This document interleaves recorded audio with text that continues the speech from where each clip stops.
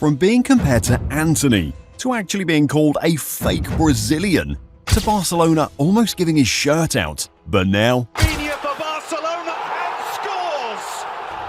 Barca ahead inside. It's Raphinha. This could be the hat-trick for Raphinha. his journey from being written off to becoming one of La Liga's top players is spectacular. And while a change in manager played a part, two things stand out that truly turned his season around: determination and tactical brilliance. But how? Raphinha, man of the match, and anyone who's seen him play this season, Jurgen, it's no surprise, considering how his form has turned around.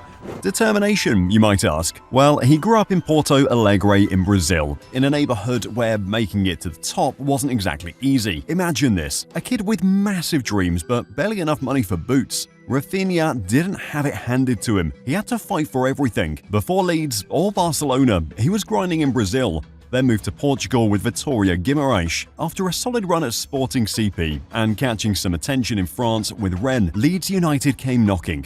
And this is where Raphinha became a name everyone had to know. Marcelo Bielsa, Leeds' eccentric, high-energy manager, brought him in and wow! Did Raphinha fit Bielsa's system like a glove? Leeds under Bielsa was all about non-stop pressing, intense energy and lightning-fast transitions. Basically, football at 100 miles an hour. And Raphinha, he was perfect for it. Bielsa gave him the freedom to roam that right wing, cutting inside with his magical left foot and creating chaos for defenders. It wasn't just the flashy dribbling or the nutmegs, though there were plenty of those. It was his game-changing ability. He could pick out a killer pass, curl in a beauty from outside the box, and still had the work rate to track back and defend. In Bielsa's system, Raphinha was a star, contributing goals, assists, and flair. He didn't just bring skill, he brought belief. Leeds were newly promoted, but with Raphinha pulling the strings in attack, they looked fearless. He scored key goals, like that stunning free kick against Southampton, and was constantly involved in creating chances. Leeds fans fell in love with his passion and fight because he played every game like it was personal. And honestly, it probably was considering where he came from. Leeds adored him, and the Premier League took notice. Before long, the biggest clubs in Europe were keeping an eye on him, and it wasn't too long before one of the biggest, Barcelona, came calling.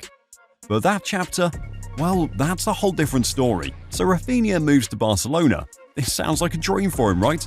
I mean, come on. Every Brazilian kid grows up dreaming of wearing that famous Barca shirt, following in the footsteps of legends like Rivaldo, Ronaldinho, and Neymar. Yeah, no pressure. But for Raphinha, it wasn't exactly the fairy tale beginning we all expected. His first season? Well, let's just say it wasn't all smooth sailing. He came in with a lot of hype, but transitioning to Barca's style wasn't as easy as everyone thought. And to make things more complicated, Raphinha had to deal with not one, not two, but three different coaches. First, it was Ronald Koeman, then Sergi Barjuan, and eventually Xavi. Under Koeman, things didn't click. He was played out of position at times, which, let's be honest, is a nightmare for any player. Koeman's tactical setup didn't fully understand how to use Raphinha's pace, flair, and creativity. Instead of being that free-flowing winger we saw at Leeds, he looked a bit lost, like a Ferrari stuck in traffic. Then came Xavi. Now, here's the thing. Xavi knew Raphinha had talent, but at first, even he didn't quite know where to put him. Was he a right winger? An attacking midfielder? There was this period of tactical confusion where it felt like no one, Raphinha included, was quite sure where he fit in the team. Add to that some injuries and Barca's general instability after Messi left, and it was a bit of a mess. Inconsistent form, injuries, and a team in transition. Yeah, it wasn't easy. For a while, it looked like maybe Raphinha had bitten off more than he could chew at Barcelona. Could he replicate the magic of his Leeds days on a bigger stage?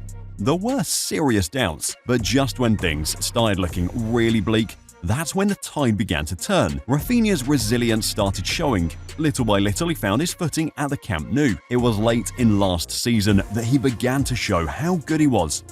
Xavi, being a Barca legend himself, knew that Raphinha had great talent, and he wasn't about to let Raphinha go to waste. One of Xavi's key moves was shifting Raphinha to the left wing, and that's where he truly thrived. Hugging that left touchline, he could cut inside onto his right foot sometimes, and suddenly he was back to doing what he did best, taking on defenders, delivering pinpoint crosses, and curling in those beautiful long-range shots. The change in position was like flipping a switch. Raphinha looked like a different player. By the end of the season, you could see it. Raphinha's confidence was back. He was more decisive, more dangerous, and more involved in Barcelona's attack. It wasn't just his goals or assists, it was the way he played with freedom again.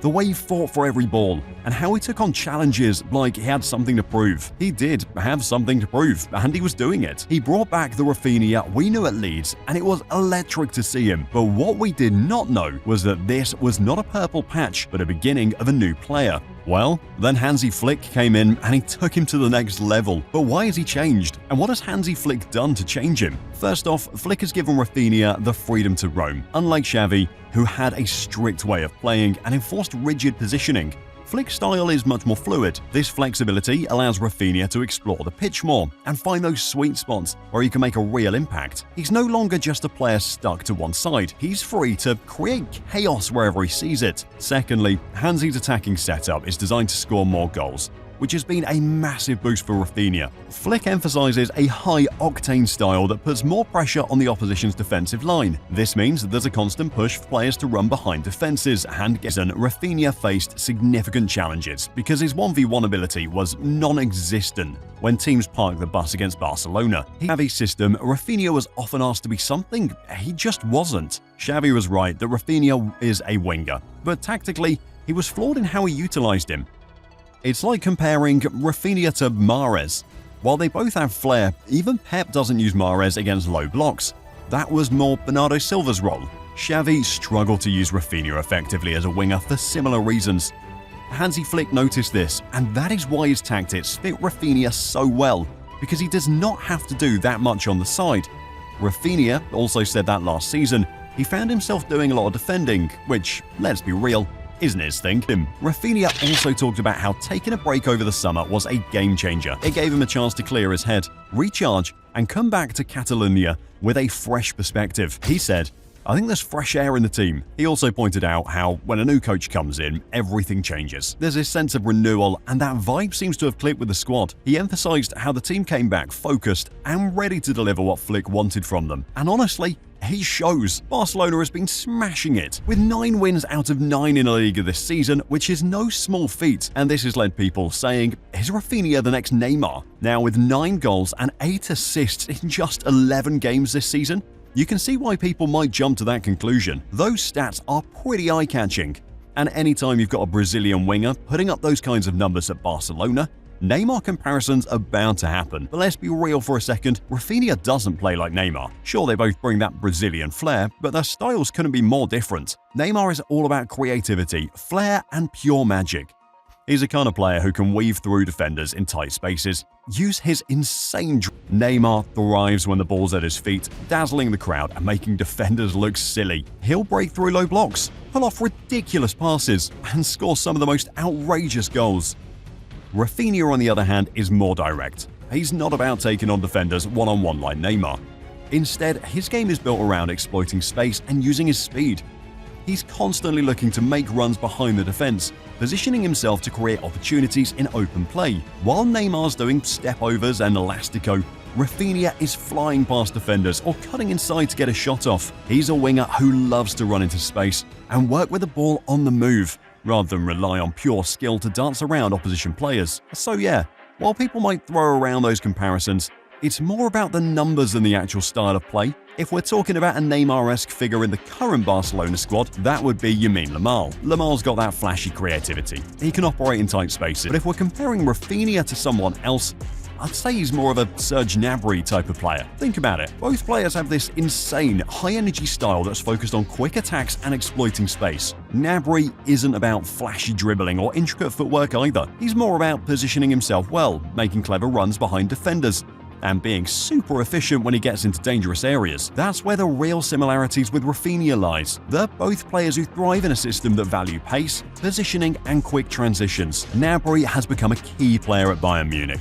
not because he's beating defenders with skill, but because he's smart, adaptable, and can play across multiple positions in attack. He knows where to be, how to time his runs, and when to pull the trigger. which is what makes him such a dangerous player. Raphinha is showing a lot of that same potential, especially under Flick's system at Barcelona, where he's being given more freedom to roam and attack. What's helping Raphinha this season is Hansi Flick's tactical shift. Unlike Xavi, who had a much stricter system with more rigid positioning, Flick has allowed Raphinha to roam and play closer to goal, which plays to his strengths.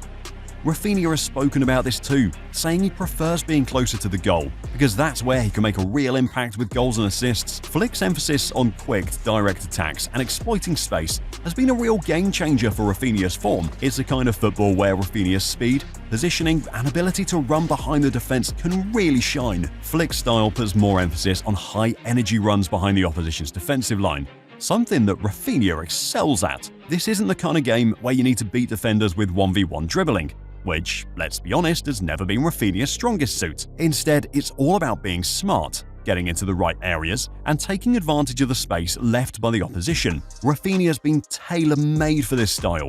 He's got the pace, the aggression, and the instinct to thrive in these situations. A completely different player. He's become a much more dangerous attacking threat because he's playing to his strengths. If you ask me, Raphinha's ceiling is definitely at the level of a player like Gnabry. The next few seasons will be crucial, but the signs are all there that Raphinha is on his way to becoming a world-class winger in his own right. What do you think? Is Raphinha's improvement a result of determination or Hansi Flick's tactics? Speaking of Hansi Flick, check out this video on our channel to understand why Ancelotti should be scared of him.